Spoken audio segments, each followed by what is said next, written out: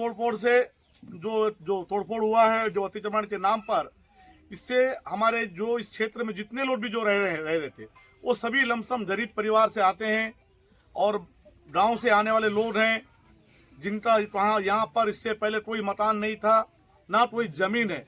ऐसे लोग बड़े पैमाने पे यहाँ पर प्रभावित हुए हैं और वो लोग भी प्रभावित हुए हैं जो वर्तमान समय में सरकार की जो महत्वपूर्ण बात होती है, नक्सल मुक्त बस्तर की जो बात सरकार करती है, उस नक्सल मुक्त मोर्चे पर सबसे आगे रहकर नक्सलियों से लड़ाई लड़ रहे हैं। वैसे हमारे पुलिस के जवान लमसम 40 से ज़्यादा परिवार इन क्षेत्रों में वो लोगों को है जो कहीं ना कहीं पुलिस विभाग से जुड़े हुए लोग हैं, वो लोग भी प्रभावित हुए हैं।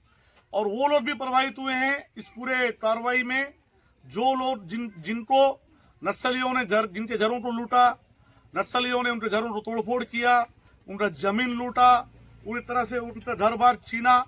और वैसे नक्सल प्रभावित लोग भी इस कार्रवाई में प्रभावित हुए हैं।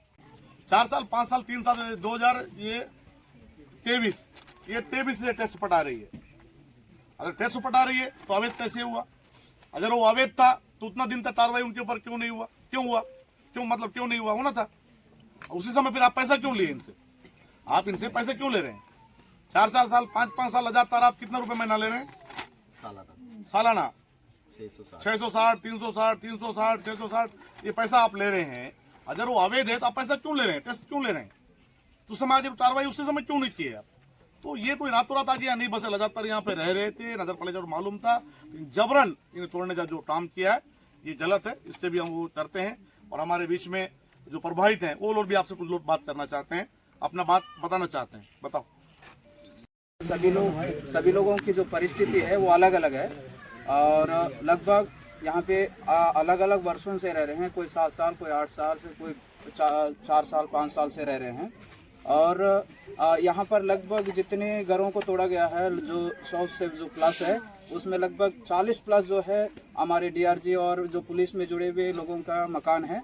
और वे उनमें से पुलिस में जो हमारे वीर जवान हैं वो ऑलरेडी मुठभेड़ में फंसे हुए थे, नक्सली मुठभेड़ में, और इधर उनके घरों को तोड़ा गया है। और हमने करीबन 2 दिन का टाइम मांगा है, अवसर देने के लिए बताया। और लेकिन तहसीलदार जो साहब थे वो बिल्कुल भी हमारे बात को माने नहीं हैं, वो इनकार किए हैं। और जो बात कर रहे थे उन्हीं के घरों को सबसे पहले बुलडोजर से ढकेला जा रहा था और कई लोगों का सामान बिल्कुल निकालने भी नहीं दिए हैं। और कई बार हमने उनके सामने रोया भी है, हाथ भी जोड़ा, फिर भी वो हमारे बात को बिल्कुल भी नज़रअंदाज किए हैं सर। और इस वक्त आप सभी लोग देख रहे हैं ये जो मौसम है वास्तव में ठंडी है बहुत ज़्यादा। और इस ठंड में हमारे जो बाल बच्चे हैं बिल्कुल भी सो नहीं पाते हैं, हवा इतना चलती है। और हम छोटे जिलों में रहते हैं और हमारे बच्चे सो नहीं पाते हैं और उनको समय पर हम स्कूल भी नहीं भेज पाते हैं और कई बच्चों का तबीयत भी खराब हो रहा है। और ऐसे कंडीशन में हमने कई बार बोला ठीक है हमारे झोपड़ियों को, घरों को आपने तोड़ दिया है, पर अब हमको कम से कम मूलभूत की सुविधा दिया जाए, पानी की सुविधा किया जाए या फिर लाइट की सुविधा किया जाए। उस पर उसमें कोई भी कार्रवाई अभी तक का नहीं हुआ सर। तो हम सरकार से यही मांग करते हैं जो कुछ भी हमसे हुआ है उसका हम भरपाई चाहते हैं और हम इसी जगह में पुनः हम इसी जगह में हम फिर से रहना चाहते हैं। हम यहाँ से हट करके कहीं जाना भी नहीं चाहते क्योंकि हम भी भारत के नागरिक हैं। भारत के नागरिक होने के नाते हमको अपने मूल जो बस्तर के जो मूल निवासी होने के नाते हम लोगों को यहाँ रहने का हक है और जमीन में घर बनाने का हक है। और यहाँ के शासन का जो भी मूल सुविधा है उनको हमको लेने का हक है सर। मेरे पास जो जानकारी मिला है, आप देखें कि जो नया पुलिस लाइन है, रंगलू रोड है, वहाँ पर 5 एकड़ जमीन ये संजू लुटकर ठेकेदार के जो भाजपा नेता के द्वारा वहाँ पर घेर के रखा गया है। पट्टा जो बताया जा रहा है, जो पट्टा बताया जा रहा है वो 20 सूत्री पट्टा है, वो भी फर्जी पट्टा है। वो 5 एकड़ जमीन उनका वहाँ पर है। पुराना पुलिस जो लाइन है उसके बाजू में 35 डिसमिल जमीन, वहाँ पर भी उन्होंने घेर के रखा है, वहाँ पर कोई कार्रवाई नहीं।